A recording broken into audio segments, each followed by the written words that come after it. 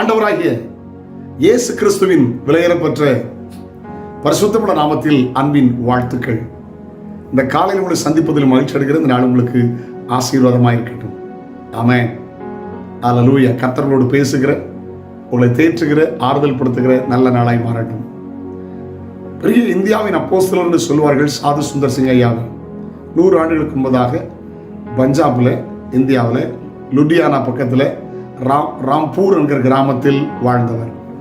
நான் ஒரு முறை வட இந்தியாவிலே பஞ்சாபு குடியிருத்து போயிருந்த போது அந்த லுதியானாவிலே நான் தங்கியிருந்தேன். அப்பொழுது அந்த நினைவிடத்தை பார்க்க விரும்பி நேரடியாய் அந்த ராம்பூர் கிராமத்தில் போய் அந்த அவருடைய பழைய வீடு இருக்கிறது, அதில் ஒரு மெமோரியல் சென்டர் இருக்கிறது, அதை பார்த்து அந்த தெருவில் நின்று இயேசுவை பிரசங்கித்து வந்தேன். அந்த பாக்கியத்தை கர்த்தர் தந்தார். சாது சுந்தர் சிங் ஐயா இந்தியாவின் மத்திய பகுதியில் ஒளி செய்து கொண்டிருந்த போது ஒரு நாள் ரயில் பிரயாணம் பண்ணி கொண்டிருந்தார். அவருக்கு எங்கே போனாலும் யாரை பார்த்தாலும் சுவிசேஷம் அறிவிப்பது வழக்கம்.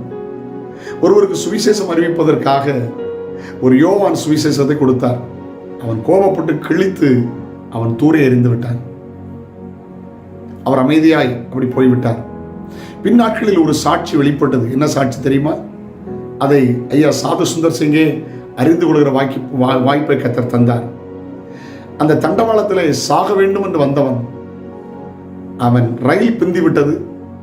அவன் அந்த துண்டுகள் எடுத்து வாசித்தான். அதில் யோவான் 6ஆம் அதிகாரத்தில் ஜீவ அப்பம் நானே என்கிற வார்த்தை கண்ணில் பட்டது. வாசிக்கலாமா? யோவான் 6:35. இயேசு அவர்களை நோக்கி, ஜீவ அப்பம் நானே, என்னிடத்தில் வருகிறவன் ஒரு காலம் பசியடையான். என்னிடத்தில் வருகிறவன் ஒரு காலம் பசியடையான். என்னிடத்தில் விசுவாசமா இருக்கிறவன் ஒரு காலம் தாகமடையான். என்னிடத்தில் விசுவாசமாக ஒரு காலம் தாகமடையான். அவனுக்கு புரியல. ஒரு துண்டு தான் கிடைச்சது. இது ஒவ்வொருத்தரையா போய் கேட்டான், இது என்னது, எனக்கு ரொம்ப அறிய விரும்புகிறேன். ஒரு கிறிஸ்தவ நண்பரை போய் கேட்டான்.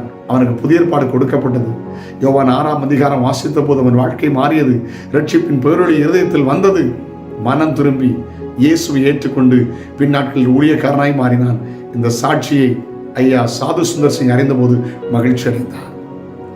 கிழித்தெறியப்பட்ட ஒரு துண்டு. மனுஷன் அப்பத்தினால் மாத்திரமல்ல, தேவனுடைய வாயிலிருந்து புறப்படும் ஒவ்வொரு வார்த்தையினாலும் பிழைப்பான்.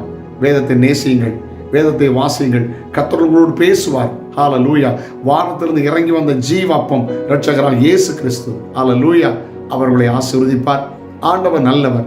Praise the Lord. அதனால தான் ராபோஜன் ஆராதனையிலே இயேசு கிறிஸ்து சொன்னார், என் மாமிசத்தை புசித்து என் ரத்தத்தை பானம் பண்ணுவதற்கு நித்திய ஜீவன் உண்டு, பரலோக ராஜ்யம் உண்டு, என்னை நினைவு கூறும்படி செய்யுங்கள் என்று சொன்னார். அதுக்காக தான் கம்யூனியன் சர்வீஸ், ராபோஜன் ஆராதனை, நன்மை, திருவிருந்து எல்லாம் நடத்துகிறோம். ஞாபகத்தில் வைத்துக் கொள்ளுங்கள். இயேசுவை சார்ந்து கொள்ளுங்கள். ஜெபிக்கலாமா? பரலோக பிதாவே, நீர் ஜீவ அப்பம்பா. ஹல்லேலூயா. இந்த உணர்வோடு அறிவோடு வாழ கிருபைதார். ஏசப்பா, உமக்கு நன்றி. வேதத்தை சார்ந்து வாசித்து ஆண்டவரே அற்புத அடையாளங்களை, கிருபைகளை பெற்றுக் கொடுக்கிற கிருபைகளை தார். இந்த நாள் பிள்ளைகளுக்கு ஆசீர்வாதமாக இருக்கட்டும்.